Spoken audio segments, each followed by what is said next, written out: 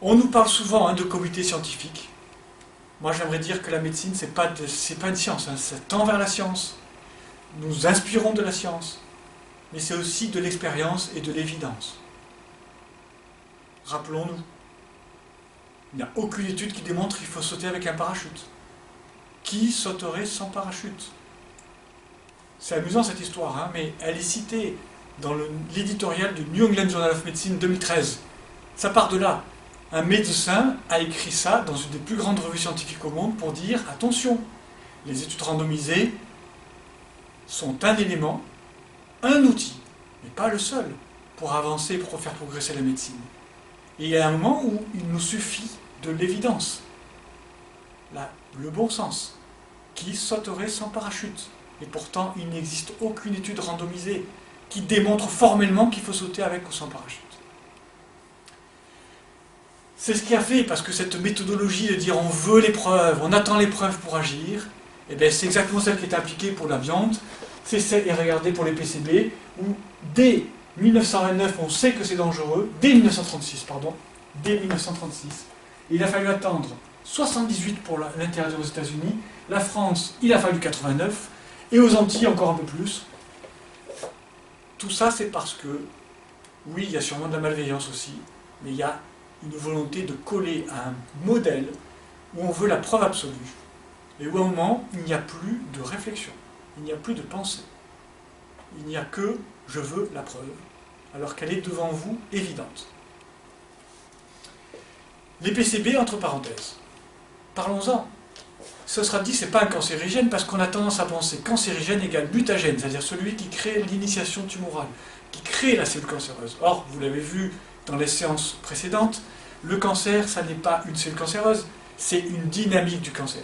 Il faut une cellule qui ensuite a un bon terrain et des conditions climatiques favorables. C'est l'histoire de la graine. Eh bien, le PCB, il ne crée pas des mutations. Par contre, il augmente la dangerosité des hydrocarbures polycycliques. Il les active et les rend plus dangereux. C'est ce que j'appelle un collabo.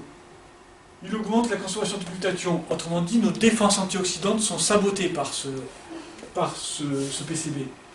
Il favorise le transport du cancérigène, c'est-à-dire qu'autrement dit, le polluant, il le prend sur le dos, il l'emmène là où il risque de faire un effet. Ensuite, il peut, quand les cellules cancéreuses existent, il va favoriser l'accrochage des cellules cancéreuses entre elles, donc la capacité pour elles à métastaser. Si ce n'est pas un collabo, je ne sais pas ce que c'est. Il a un effet œstrogène-like, autrement dit, il vient nourrir ce cancer une fois qu'il est né. Ces cellules cancéreuses ont besoin d'être nourries, je suis là, vous inquiétez pas. Je m'appelle PCB. Et puis, il favorise le diabète. On le sait très bien, le diabète est un facteur de risque de cancer. Donc vous avez ici, et ça date de 2008, je ne l'ai pas réactualisé, on a au moins 6 éléments qui font du PCB un cancérigène, un terroriste. Or, il est toujours classé dans les peut-être cancérigènes. Alors voilà, on arrive à la fin, à la conclusion, tenez bon. Si on veut comprendre le cancer et les causes du cancer, vous allez avoir mal à la tête en regardant cette diapo. On va parler du cancer du sein parce que c'est le cancer le plus évident, le plus étudié. Emblématique. Mais vous inquiétez pas, c'est un modèle qui est finalement transposable à n'importe quel type de cancer. Regardez ici, on vous dit le cancer et tout ce qui le favorise. Je vais vous aider à lire cette diapo. Ici, on a tout. Plus il y a d'exposition aux hormones, et plus il y a de risque de cancer du sein. C'est vrai. Et c'est faux. C'est vrai, parce que, évidemment, les cancers sont souvent hormonodépendants. On verra aussi qu'ils peuvent être des mutagènes. Donc, du coup, ils vont pouvoir favoriser la création de cellules cancéreuses. Et donc, évidemment que, logiquement, mathématiquement, plus vous êtes exposé aux hormones, plus vous risquez d'être exposé, surexposé. On va dire que c'est comme si, vous voulez dire, où est-ce qu'il y a le plus de feu en France? Dans le sud. Et dans le sud-est, en particulier, où il y a le sud-est, la Tramontane, du côté de Montpellier, et Perpignan, ou bien le Mistral dans le sud-est. Oui, là où les conditions sont favorables, il y a plus de feu. Donc plus il y a d'hormones, plus il y a de risque de cancer. Mais évidemment qu'il faut à un moment mettre le feu. Il faut l'événement qui va créer le feu, sinon ça ne suffira pas. Donc ici vous dites, plus il y a eu de contraception orale, plus il y a eu d'hormones, j'ai une grossesse, pas d'allaitement, plus j'ai eu une ménopause tardive, plus j'ai eu une puberté précoce, plus je serai exposé aux hormones. Plus j'ai eu aussi des tentatives de fécondation, je vais apporter des hormones. Maintenant, si je dis, et j'affirme, les contraceptifs oraux causent le cancer, faux. Les contraceptifs oraux vous exposent à une augmentation de risque d'exposition aux hormones, ce qui vous met à un état de risque supérieur. Ça ne veut pas dire que vous aurez un cancer. Il faudra d'autres éléments. D'autres éléments, ça peut être cela. Il y a les pseudo-hormones, ce qu'on appelle les perturbateurs endocriniens. C'est-à-dire ceux qui ressemblent à des hormones, mais qui ne sont pas des hormones, qui sont des polluants. Et puis, vous pourrez y mettre des choses à l'intermédiaire, comme le tabac, qui est bourré de substances perturbateurs endocriniens, mais aussi des polluants, qui, eux, vont saboter nos défenses antioxydantes, ou les capacités de notre foie à éliminer, justement, comme il faut, les hormones.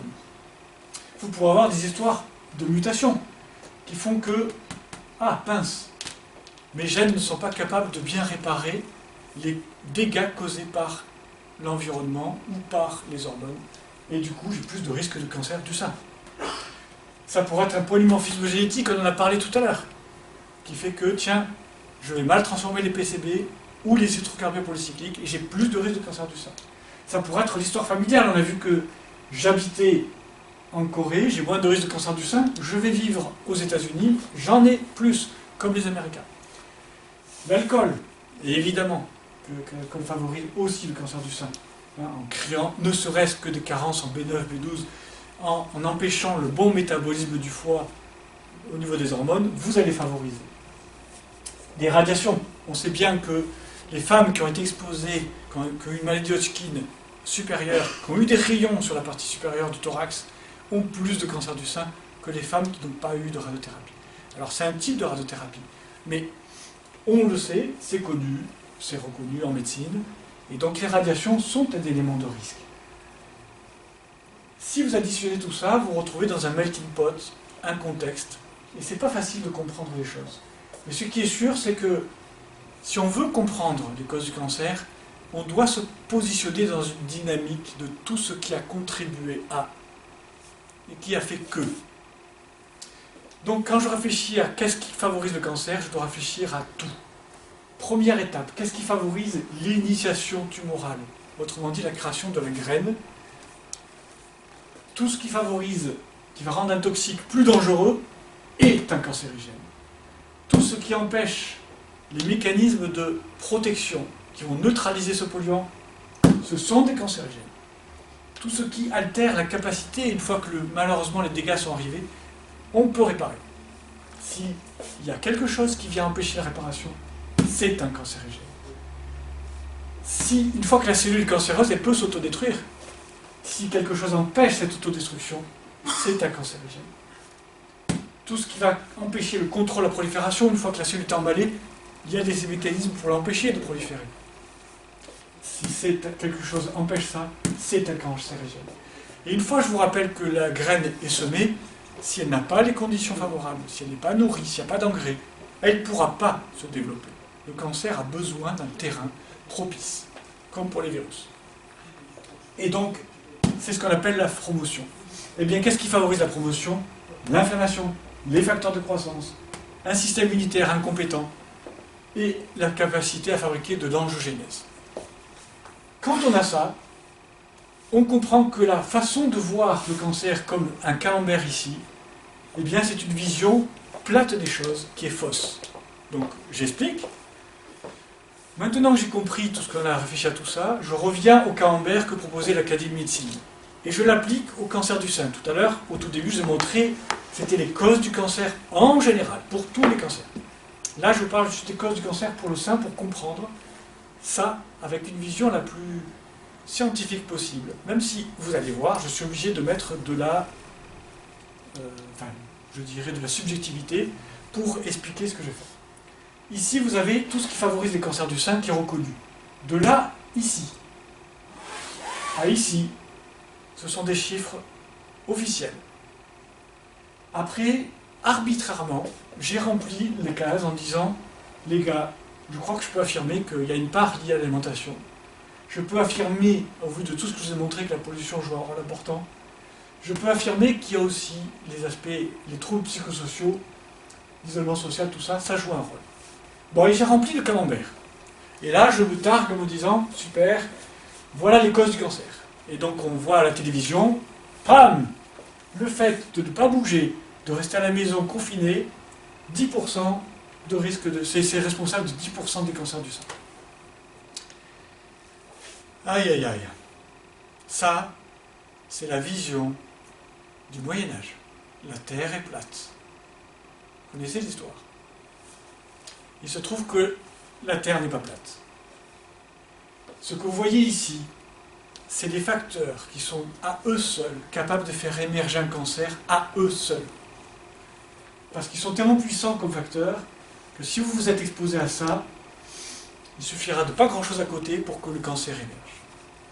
Et donc, je propose de réfléchir autrement et de me dire, la Terre n'est pas plate, c'est une sphère, elle est ronde.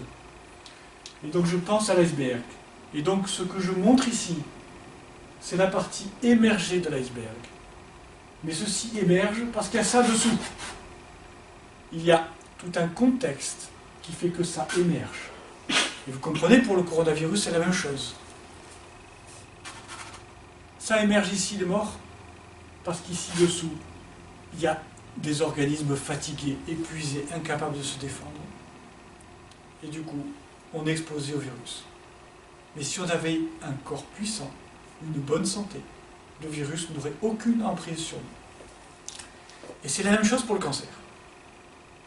Et donc je vous propose un concept innovant. Quelque chose d'incroyable. Je plaisante un peu, mais quelque chose d'innovant, c'est un calculateur de risque de cancer. Alors je plaisante parce que vous allez voir que bien sûr c'est pour comprendre une forme de pensée, mais vous ne pourrez pas vous l'appliquer à vous-même pour vous dire est-ce que je suis à risque de cancer ou pas. Mais vous allez comprendre. Dans mon calculateur, qu'est-ce que j'ai fait? Et je parle du cancer du sein encore une fois parce que c'est là qu'on a le plus de preuves sur lesquelles je m'appuie. De façon à ce que mon programme quand même s'appuie le plus possible sur la réalité. J'ai mis les facteurs de risque reconnus de cancer du sein. Et vous remarquerez, tiens, que j'ai mis, s'il y a une mutation génétique forte chez quelqu'un qui est né avant ou après 1940, le risque ici n'est pas le même. Étonnant, hein? Même mutation, si la femme est née avant 1940, 40% de risque à l'âge de 50 ans. Si par contre, elle est née après 1940, c'est pas 40% de risque, c'est 50%. Donc vous voyez à quel point, déjà, alors qu'on parle d'un paramètre, il dépend du contexte. Génétique multigénique, voilà, c'est ce que j'appelais tout à l'heure le polymorphisme génétique. La sédentarité, l'obésité, les traitements hormonaux, l'alcoolisme, etc. Voilà. Et ce que j'ai fait après, c'est que j'ai mis une variable particulière, c'est que s'il y a deux facteurs de risque, ils ne vont pas s'additionner, ça va se multiplier par 1,2. Donc j'ai introduit l'idée qu'il y a une synergie possible entre des facteurs de risque, comme on l'a vu tout à l'heure avec le tabac et l'amiante. Et puis enfin, dans mon calculateur, j'ai introduit l'âge. Je suis parti à 50, et il fait sûr que d'année en année, statistiquement, et parce que mon organisme vieillit, mes défenses sont moins fortes, je suis plus exposé au risque. Et du coup, j'arrive à mon calculateur. Attention, je vous montre une autre image.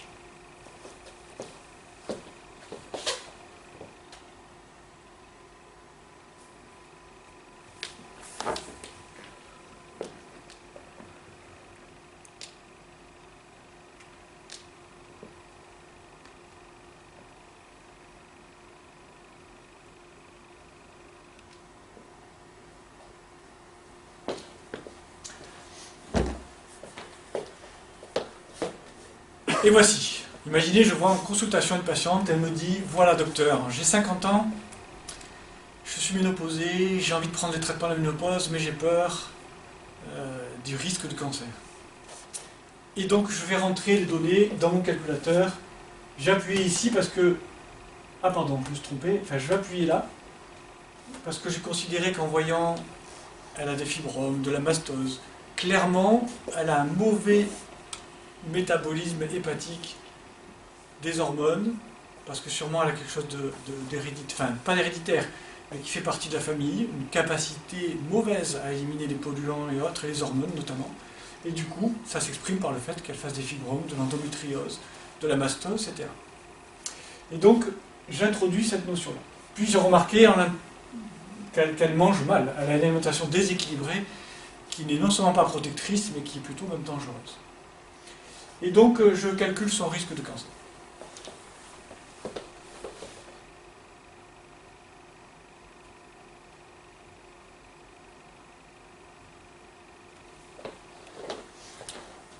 J'ai donc appuyé sur le bouton et j'arrive à 70%, le cancer apparaît à 100%. Donc là, je lui dis, madame, c'est bon. On peut attaquer le traitement de la ménopause. Il n'y a pas de risque. Regardez, vous n'avez pas de cancer. 5 ans après.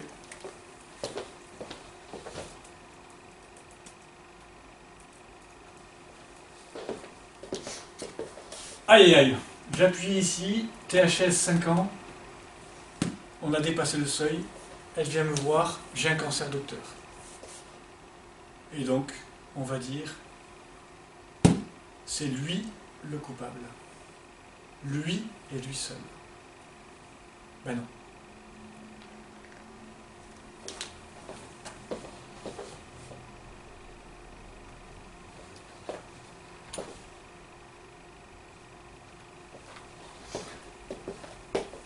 J'ai enlevé la variable ici, parce que j'ai pu faire une étude, ça se fait, pour voir si son foie, et même en l'interrogeant, je peux deviner, mais je peux aussi le voir par des tests génétiques qui peuvent analyser le fonctionnement hépatique. Eh bien, je me rends compte que, non, si cette patiente n'avait pas de problème hépatique, que je lui avais donné son traitement de la ménopause, même si elle avait une alimentation déséquilibrée, 5 ans après, elle n'a pas de cancer. Donc, elle a eu un cancer, parce qu'elle a pris un traitement de la ménopause, mais qu'elle avait aussi une alimentation déséquilibrée et un fonctionnement hépatique déficient pour métaboliser correctement ses hormones, ce qui l'exposait à un surrisque parce que son foie les transforme en substances toxiques et ça augmente son risque de cancer du sein. On en parlera mieux la prochaine fois pour l'explication scientifique de ce que je dis là. Mais vous voyez le modèle et la réflexion. Il n'y a pas un coupable. Il y a un contexte et des éléments qui contribuent à l'apparition du cancer. Et sur certains, vous ne pouvez pas agir, mais sur d'autres, oui. Un autre exemple.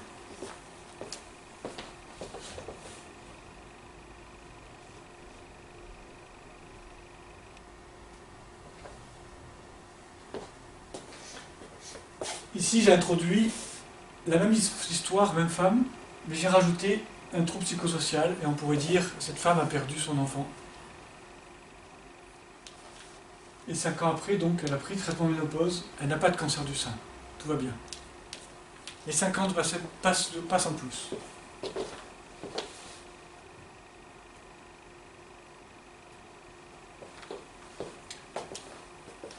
Elle a maintenant 60 ans, ça fait 5 ans que son fils est mort, et un cancer apparaît.